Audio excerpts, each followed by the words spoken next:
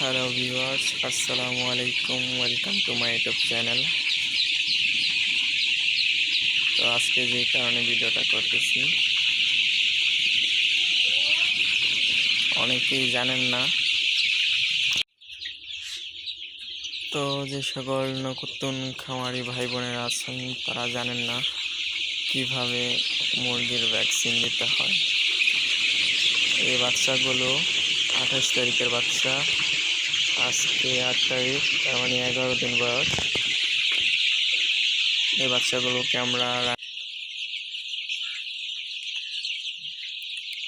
আজকে আমরা এই বাচ্চাগুলোকে দ্বিতীয় ডোজ দেব। প্রথম রানীক্ষেত ডোজ কমপ্লিট করেছি। তো কথা না বাড়িয়ে শুরু করা যাক আজকের ভিডিও। তো ভ্যাকসিন দেওয়ার আগে প্রথমে যে কাজগুলো করবেন তা দেখে শিখে রাখেন এই ভিডিওর মাধ্যমে। প্রথমে বাচ্চাগুলোকে যে খাবার পানিগুলো দেয়া থাকে এগুলো সব তুলে ফেলবেন। দেখেন আমাদের এখানে একটাও খাবার পানি নাই, খাবার পানির পাত্র নাই, সব কিন্তু আমরা তুলে রাখছি।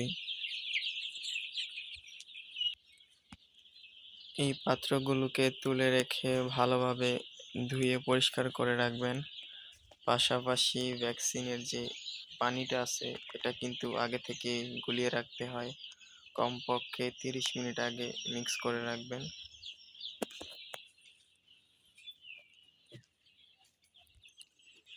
তো পানি মিক্স করে রাখার পর 30 মিনিট পর ভ্যাকসিনগুলোকে মিক্স করবেন।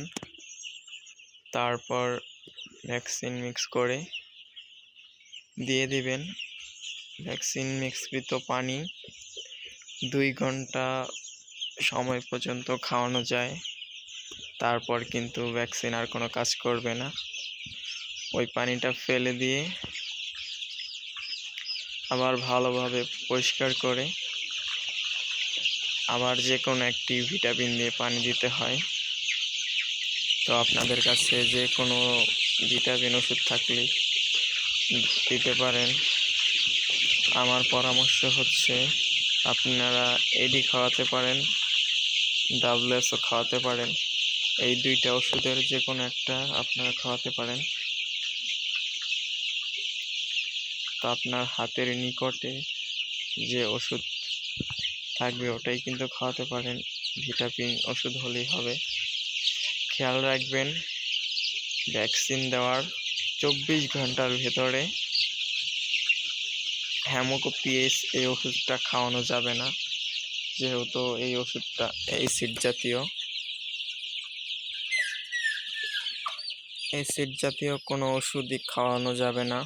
ভ্যাকসিন দেওয়ার 24 ঘন্টার পর আপনারা যে কোনো ওষুধ খাওয়াতে পারেন। তো ভিডিওটা ভালো লাগলে চ্যানেলটাকে সাবস্ক্রাইব করবেন, পাশে থাকা বেল আইকনটি প্রেস করে দিবেন যাতে পরবর্তী ভিডিওগুলো পৌঁছে যায় আপনার কাছে।